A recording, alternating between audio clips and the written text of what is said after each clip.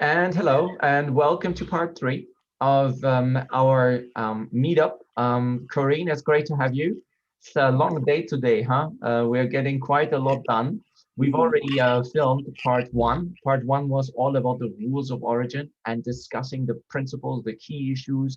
It was all about finding out what are things like wholly obtained and product-specific rules, cumulation, direct transport rule, minimal processing, and all of these good stuff that every EU UK trader now needs to know about in order to gain zero free and zero duty and quota free access to the United Kingdom or the EU markets. In part two, we looked at the tools that the EU Commission provides in order to help companies deal with these rules of origin. And I just showed you ROSA, the rules of origin self-assessment tool. And we took the example of monitors, and we tried to figure out what we can see, and we figured out that if we do it from EU to UK, there is actually a way to get quite a lot of good and useful information and a step-by-step tool and guide to get you through. So that's really cool. Now in the UK, on the other side, we do have a similar tool, I understand, a really useful rules of origin kind of self-checker and assessment.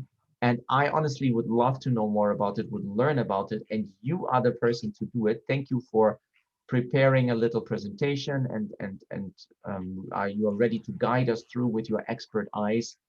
So I'm excited. Corinne, do you wanna tell us more about that? Yes, the UK equivalent, the data is laid out slightly different than the ROSA site, but this site is on gov.uk. It's called Check Duties Customs Exporting, and even though it refers exporting there, it has information about importing as well. And I think rather than a presentation, I'm actually going to show the viewers the system. It's okay with you, Arne? Yeah, always better. Live is always cool. So we're all up for that. Here I am. Hopefully I'm going to get to share.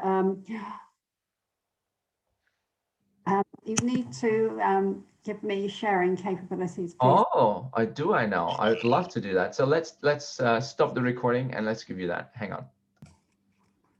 So let's see if this worked. See if we can share. Oh, it works. It works very well. All right, let's have a look. Great. I love it when a plan comes together there, Arne. Yep. Yeah. So what's the website? What's it called? It's called here, gov.uk, Check Duties Customs Exporting. Nice. Now, for my example today, what I'm going to look at, here we can see check duties, and you can use this service to check rules and restrictions, taxes and duty rates, and when exporting documents that you need. Oh, goody. So yes, let's get in here. So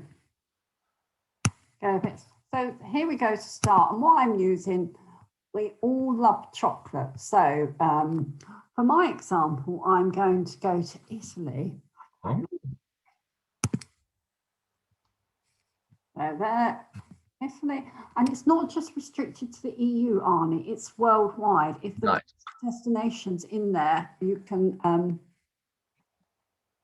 okay. And then it comes to my information on exporting to Italy. So now I've got to look at what goods I'm exporting. I can do this in one of two ways. I can either put a description, I can put chocolate. I hope so I can spell it. So here it comes up with all different tariffs for chocolate. Or I can do, I'll just show you for a moment. So if I went on there, it would continue, and it would bring me down to all the codes for chocolate. Wow. If I just go back, if you do know the tariff code, here, if I have a specific tariff code that I'm looking at, it's 1806, oops, 221000. And this is for a bar of chocolate that contains fruit, fruit or nuts, so we'll look at that. Oh, oops. That's the beauty of live demonstrations, hey? Exactly. And it just shows, so let's do that. Supposed to be accurate, exactly. 6, so it shows there.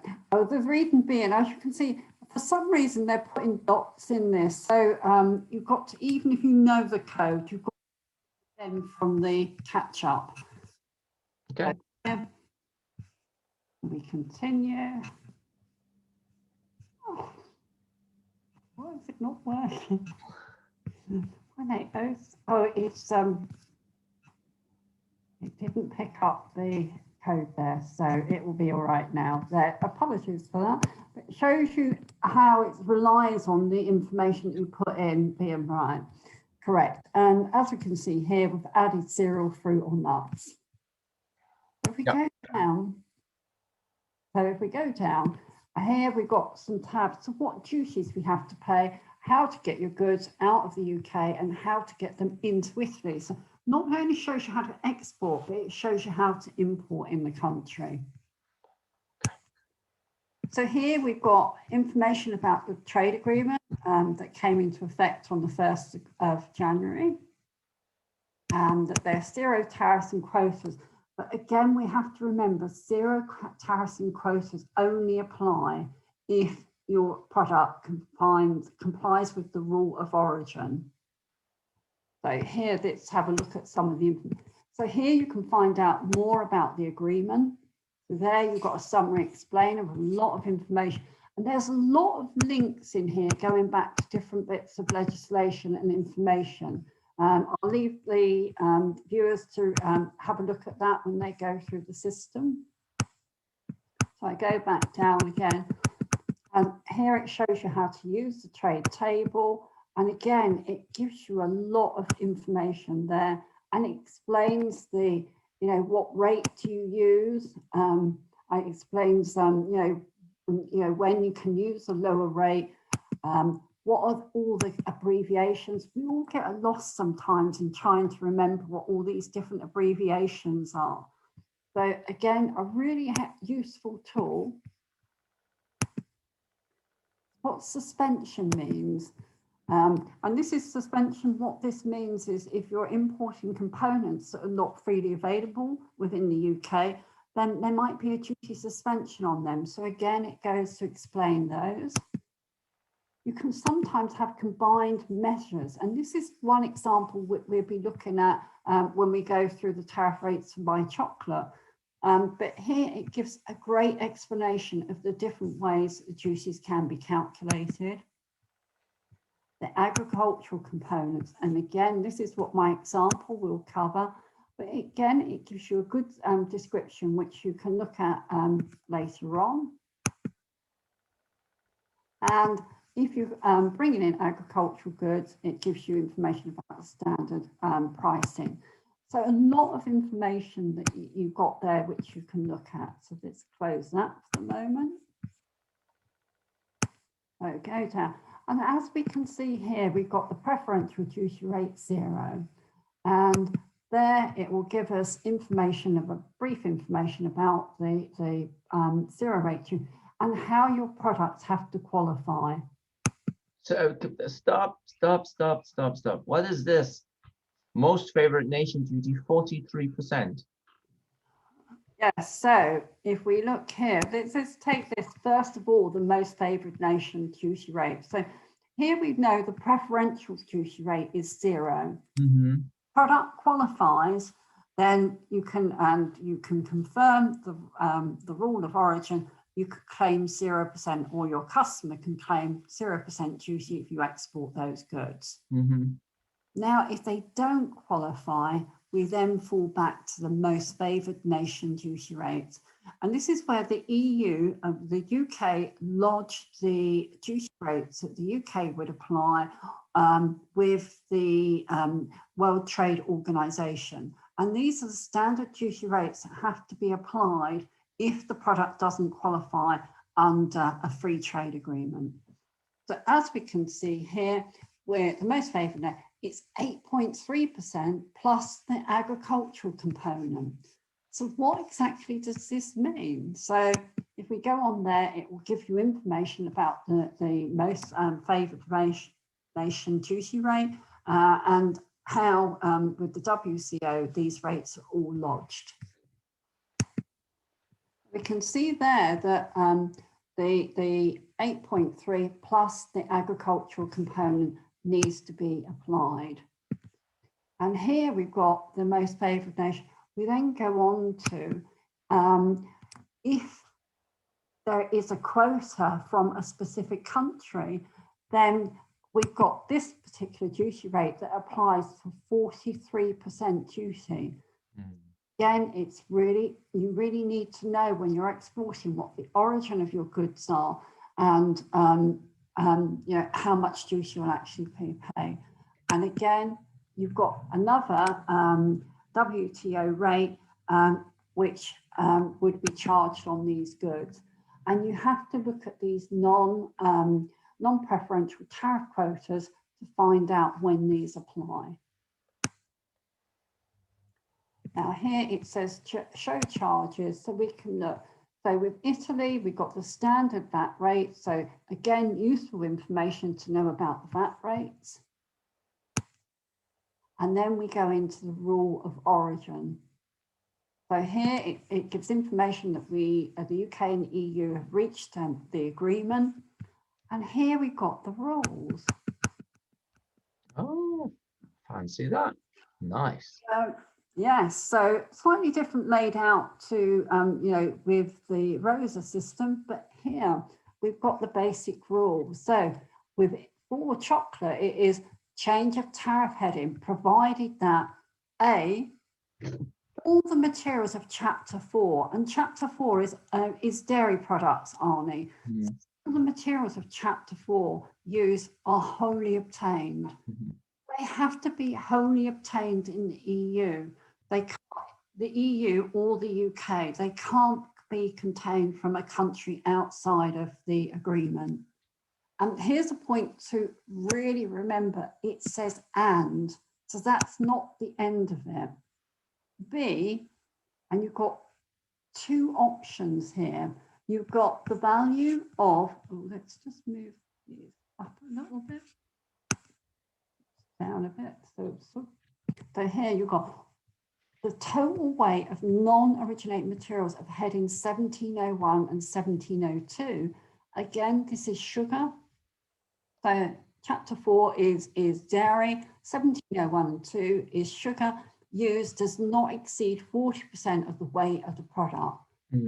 Or the value of the non-originating materials of heading 7101 and 1702 used does not exceed 30% of the export's price of the product. So you have the first one you have to comply with, and then it's either or. So you can go by weight or price. So yeah, it's quite a complex rule that a company will have to work out to find out whether their product will qualify. If we just go a little bit further, so here you've got rules of origin. They're explained in more detail why the rules are important. And they've got to comply with the TCA trade agreement. So 2 countries are involved in the agreement. I go on a little bit further, and here it provides more information about the agreement. But if I move up, so how to get your goods out of the UK. So here it will give you information about, you need an IORI number. So I just click here, and what you can click, and here you've got a link to apply for that IORI number if you don't have it. So lots of good information. How to get an export licenses, where to check your Incoterms. Again, if I go down here, it will give you information about Incoterm, and again, another link to look at Incoterm. So it's very comprehensive in the information it's providing. You can check what transport for your goods, that you have the right documentation with your goods to transport. And do remember this direct transport rule, because you don't want your goods not qualifying under the direct transport rule. And again, if you've got any sanctions or restrictions, a lot of information there. So you've learned, you can hear how to get your goods out of the UK and how to get them into Italy. So here we go into Italy. So there's minimum requirements. You've got to make sure you've registered with, if it's a product that requires to register with the traces system. This is one that, this is for agricultural products. So it may be if your product needs an export health certificate, and then they would have to comply with the traces system. Again, organic products, you need a certificate. So, and that's for organic products. Again, your common health certificate, which is part of the traces system, it gives you the specific tariff codes that it's provided for. So I think you'll agree, Arne, there's a lot of useful information in here. And what it also does, oh, look at all these good things. I mean, what it does, it gives you a guide, and where the ROSA stops short of, this one picks up, right? So ROSA might be a little bit more detailed in the actual rules of origin, going through the agreement and checking everything from you know, to meet all the relevant rules. But this one, of course, is a much more step-by-step holistic guide, which tells you all the things that you need to be thinking about, from the entry summary declaration to the SAD, to the declaration of future value, the commerce, the packing list. And so really it's a it's absolutely a you know, a consultant's dream and nightmare, if you want, because everything's here. You know, if it's everything's here, what is the new need for us, really? But I think, you know, for certain, you know, it's for companies, you know, we can provide confirmation and confidence of how they understand. So what rules, and we've taken a lot of time, Arne, I think you'll agree, to try and understand all this information. Oh, yes. Oh, yeah. So I think companies will still want to give some, you know, want confidence from us that they can fully understand these rules. Agreed. But I'm impressed. I must say, I'm impressed. This is really helpful, and it keeps going. I mean, this is such a good help, and it's very important that we get the message out there. And you know, maybe a combination of both ROSA and this one can actually go a long way to help with compliance. So I'm excited. I think this is a very timely webinar. It's like a checklist for an exporter from the UK. If you're really new to this process, it's like a checklist going down, as we can see here, going down from registration, what the company in Italy will require to import the goods. And if you also understand that, because you don't want your customer to have issues when they receive the goods. So anything you can do to help your customer and understand the requirements they have in their country is going to be helpful for your company. So yeah, fantastic. You and I know, Arne, that on your course on Friday you'll go into this a lot more detail, and I'm sure the companies that will attend that course will gain a lot more insight. I'm sure of it. So unshare, Corinne, so we can properly say goodbye to the audience, and also to everybody, and to you as well. So we had a really busy morning, right? We've done 3 webinars now. They're all going to be made available and for people to check out. So we are going to link everything down below, and you can check out the previous video we did just a couple of weeks ago on rules of origin.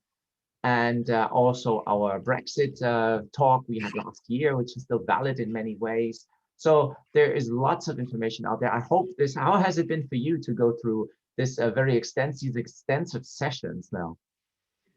It's great because it sort of evaluates what you do know, and you know, it's building on those. So companies new to this that haven't been involved in importing or exporting or rules before, it's going to give them a good insight to it. So I think it's really great, and to have this discussion with you also, Arne. It's always a pleasure because I always learn when I speak with you, and it's very insightful. And people should be so lucky to have you on one of their training courses with your your decades and decades of experience of and your passion for chocolate also shows, if I can just say that. Anyway, so I tried monitors, and I really in my ROSA video it didn't really go so well because it's zero duty anyway. So what's the point? But yeah, so you are much more impressive with your 43%. I can say that. All right. Anyway, look, we've come to the end of this three-part series. Thank you so much, Corinne, for being available once again. It's always a pleasure to see you and discuss these. Now, as with everything, we need to also say that this is, of course, not legal advice, right? We are not giving any recommendations of what you should do. You should do what you think is right. You can look at barriers. You should look at various sources. Don't trust what we say. This is just our live reaction to what we see, and circumstances may change. So it's important that we tell you, it's to look and find out yourself, and always follow the law of the land, and not rely on even tools and these things, because these can be outdated, these can be changed. So just a mini disclaimer so that we are all clear. This is just a basic reaction video to what we see. So Corinne, with that said, thank you so much, everyone, for your attention and your time. And we hope to see you again in the near future. And if you liked it, thumbs up, and please subscribe to the video, because we always like to keep this going. Corinne, the final words with you. My final word would be thank you, Arne, and to companies, do understand those rules of origin and make sure your product complies before you put that statement on your export invoice, because if it doesn't comply, then you might face a duty liability bill in the future. But thank you, Arne. All the best. Bye. Bye.